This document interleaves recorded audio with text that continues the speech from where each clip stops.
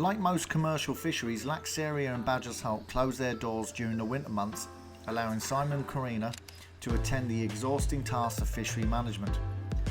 Quality fisheries do not happen overnight, and nor by themselves. They require much care and attention by the owners, which often goes unseen by the general public.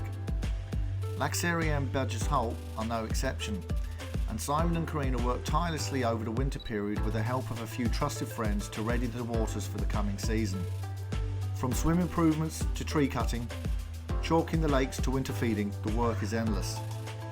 We join Simon on the banks of Badger's Holt, where he explains his winter feeding programme, which is only one aspect of why Lac Serreire and Badger's Holt are at the very pinnacle of commercial big fish waters in France. Okay, so here we are on Badger's Holt. We're doing a little bit of winter feeding. We do it right through the winter from when we close, December through to end of March. We feed both lakes, Lac Serreire and this one, Badger's. The purpose of feeding is twofold really. If we have a really mild winter, you can actually still get some growth in the winter, but predominantly I see it more as a maintenance feed. It's if you don't feed, the chances are, if it's a harder winter particularly, the fish will go backwards just a little bit from their autumn weights, and then they'll start coming up again in spring just prior to spawning. If you can have them feeding and it's the right food, you can actually hold their weights through the winter, which means, you know, cumulatively over the years you're going to end up with bigger fish. It's also, if the feed's right, and I emphasise it has to be the right feed, it puts them in a really healthy, good position coming into spring, which is when they're the most vulnerable. There's a lot of vitamins and minerals and so on in the pellets we're feeding. It helps the immune system.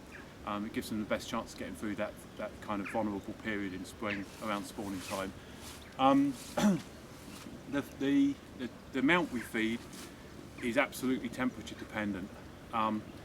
There's a couple of sort of magic numbers really. If the water temperature is below 10 degrees, we pretty well stop feeding because they can't digest it. Below 8 is a definite. You do not feed them below 8 degrees, otherwise you're probably going to have problems. They'll eat it, but they can't digest it, and then you get it starts to essentially decaying in their gut, and that's a real big problem. 10 degrees is okay. Above 10 degrees is fine. They'll digest it as long as you don't feed them too much. And then the other magic number really is 12. Once it's above 12 degrees, the fish are very active again, and they'll feed a lot, and they'll easily digest it. Again, it has to be the right feed. We use Coppen's carb-intensive pellets, 10mm size. They're a very high protein feed. They're 40% protein and just under 10% fat. The fat wants to be low in winter. They definitely, because they're cold-blooded, they have problem digesting it. Protein wants to be high. In the summer it's different. In the summer we go to about 15% oil or fat and about 33% protein. In the summer they're a lot more active. They need the fats to give them the energy to move around more. If you don't have enough fat in the bait, a lot of people don't realise it, but they'll actually utilise the protein for energy, which they can do, same as us humans.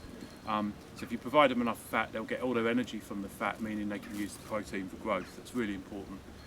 We did I've done years of research into the right pellets, and I'm really confident and comfortable that these are the right ones now.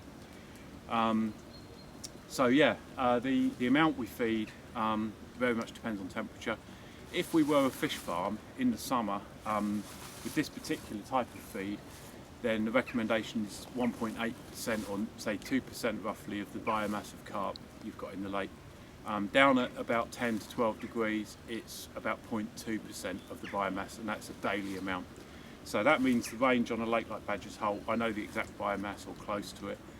There isn't a lot of other fish in here eating feeds. Most of what we put in Badger's goes to the carp, different in Serreire. We need to put a lot more in Serreire because of the roach and so on. The range on this lake would be between about 2.5 kilos in the very cold conditions per day. And if we were to feed like a fish farm in the summer, we don't because we've got anglers, but if we were, it'd be 25 kilos plus a day. These carp can eat an awful lot of food.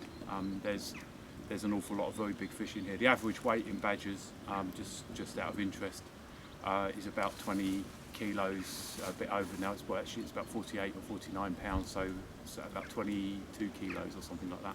In that range, 20 to 22 kilos. So okay, let's put some of these pellets out. We generally feed the same few spots each time, and I try and do it in the sort of second part of the morning up to midday, so that the fish are used to finding it same spot, same sort of time, and they'll feed on it during the warmest part of the day, which is typically sort of mid-afternoon, mid to late afternoon this time of year. Okay, so let's put some of it out. This is one of 4 spots.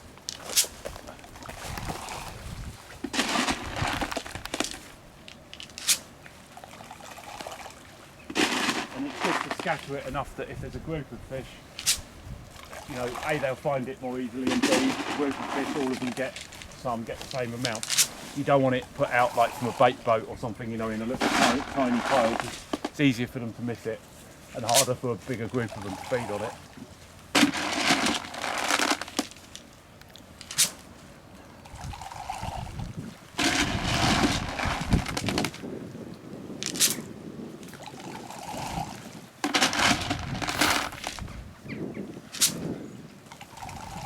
For that spot. The other thing to say is normally the fish will feed them a combination of these pellets. Again, these are the Poppins Carp Intensive 10mm, very good pellets. They're not the cheapest. A lot of people are using cheap cereal-based pellets. You know, honestly, these carp are our biggest asset, so we give them the absolute best we can get. And I've done a lot of research. Very happy that these are very good. They're probably one of the most expensive pellets, but you get what you pay for. This time of year we're putting just pellets in because the temperature is about 11.5 at the moment. When we go above 12, then we'll put a combination of about 50% pellets or a bit more, and the other 50% or so will be a mixture of maize and wheat. The maize and the wheat is not quite as digestible as the pellets. That's why we don't put them in at this sort of temperature. We will start again very soon, probably in the next week. The maize in particular has a lot of sugars and carbohydrate. That starts to give them energy as well, which again means they can use all the protein in the pellets for growth, or at least maintenance of the weight. Just another piece of sort of interesting information perhaps for some people. We are trying to develop very, very big carp by growing them in a way where it's true growth. In other words, the muscles and the tissue is growing, the skeletal growth, the skeleton of the fish is increasing in size. You do that with protein, you don't do it with fat. It's very easy to get really, really big carp really quick by feeding them like halibut and salmon and trout pellets and stuff like that.